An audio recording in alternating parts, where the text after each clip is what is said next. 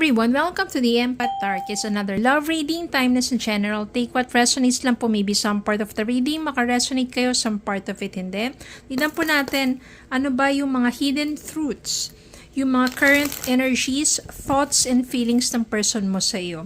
Especially yung mga walang communication sa ngayon, mga sabi natin, yung iba LDR, yung iba talaga no contact na, pero for sure naman, nasa isip ka pa rin ng person mo. Ano kaya yung mga nais niya sabihin sa iyo sa mga panahon na to? Yung mga energies niya towards you.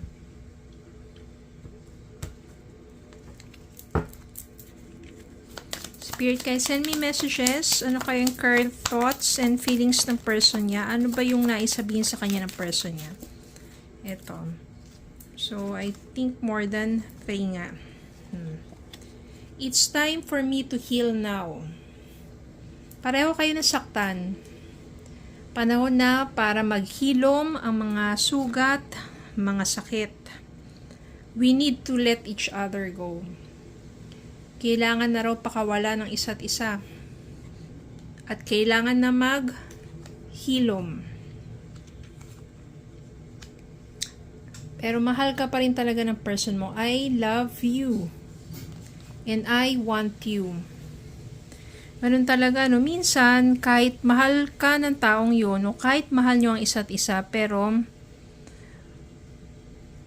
sa inyong pagsasama, merong hindi pagkakaunawaan, hindi nagiging maayos, puro na lang parang sakit, no? Nasasaktan nyo ng isa't isa.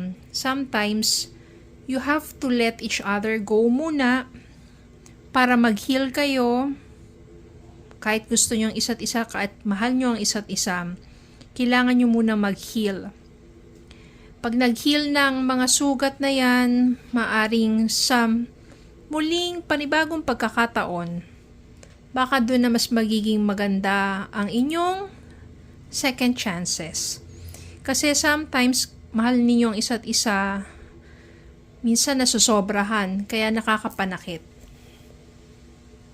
Nawawala ng, sabi natin, tiwala, sobrang selos, yung mga ganyang klaseng energies. Which is yun yung mga pagmamahal na nakakapanakit. Tignan pa natin, ano pa ba ang nasa isip ng person mo? Ano pa ba ang nasa isip ng person mo towards you?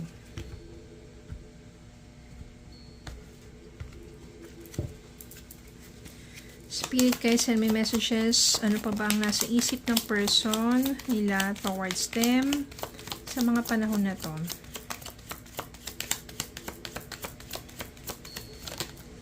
Okay. Ito muna.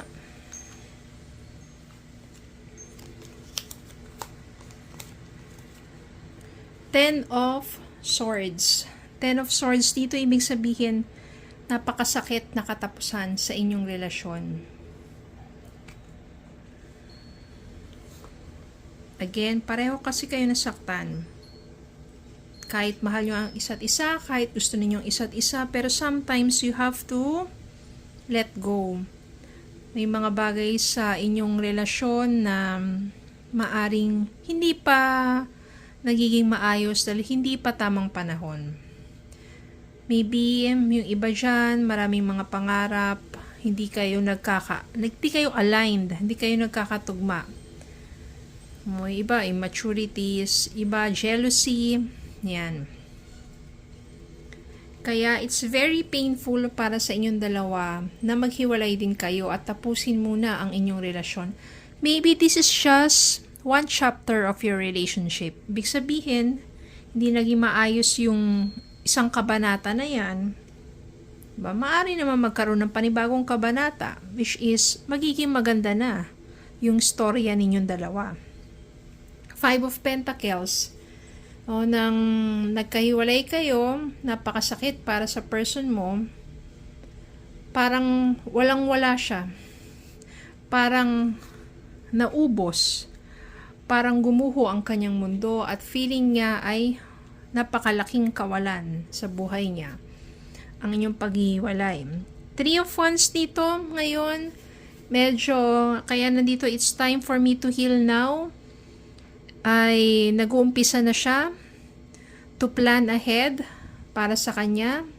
Siguro unti-unti na ito na, letting go of you for now, because magfo-focus muna siya sa sarili niya, planning towards sa mga dreams niya na nais niyang makamtan. So, looking forward for a better future ahead. Tignan natin. In the near future, ano ang mga posibilidad para sa inyong dalawa? In the near future, what are the possibilities sa inyong dalawa?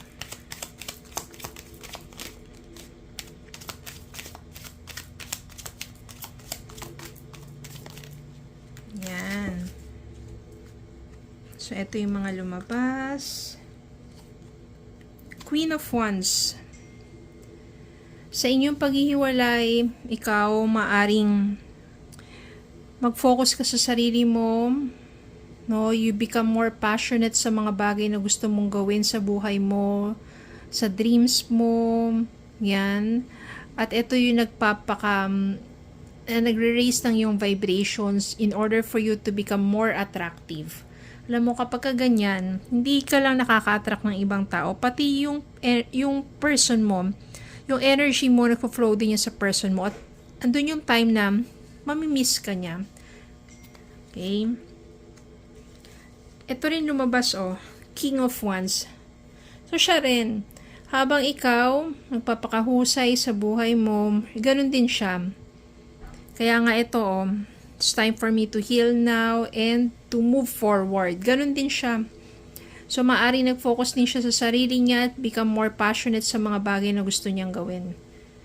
Aari kasi dito na hindi kayo aligned sa isa't isa sa umpisa. Marami kang gustong gawin na hindi naman niya gusto. Marami siyang gustong gawin na ikaw naman ay parang hindi mo naman interest. Kaya siguro hindi pa kayo aligned. Yung isa dyan gusto na ng commitment, yung isa naman gusto ng wala mo ng long term. Basta enjoy lang everyday, parang ganun. So, hindi pa kayo totally aligned. But this time, maaring sa inyong paghihiwalay, dyan nyo na marirealize, mafe-feel yung kawalan ng isa't isa. Five of Swords. Five of Swords dito, ibig sabihin dyan, yung thoughts ninyo, maraming mga conflict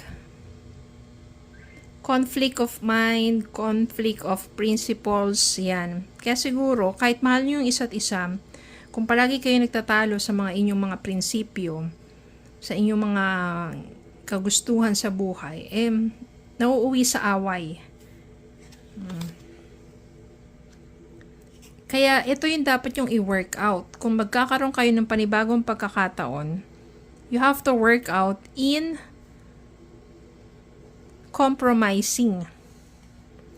Since nandito si Ace of Pentacles, ibig sabihin niya, new opportunities for you. Maaring mag-grow kayo individually at maaring sa inyong muling pagkikita, there will be a new beginning. At this time, magiging stable na. Kasi maybe you both mature, you think, naramdaman nyo na kasi yung kawalan ng isa't isa . Kaya doon yung marirealize na dapat pala na mas naging patient ako, dapat pala mas sinuportahan ko siya, ganun. Doon yung marirealize yung mga bagay na yun. Kuha tayo ng love message para sa inyo.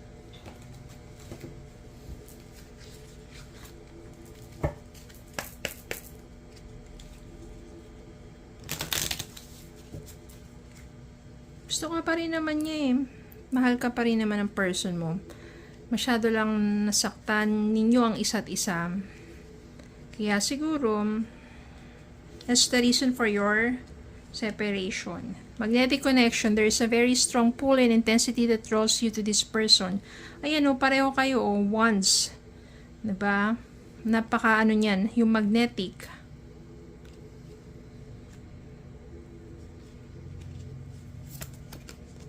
Free yourself. You don't need to be in control of everything for a love relationship to be successful.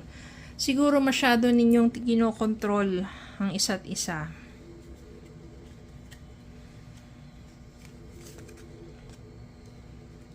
Take your power back. You are giving someone control over how you feel. Your happiness should only depend on you. Ito nga. So, it is more about control. Siguro yung isa sa sobrang pagmamahal sa'yo, very controlling na. Maaring yun yung nangyari sa inyong dalawa.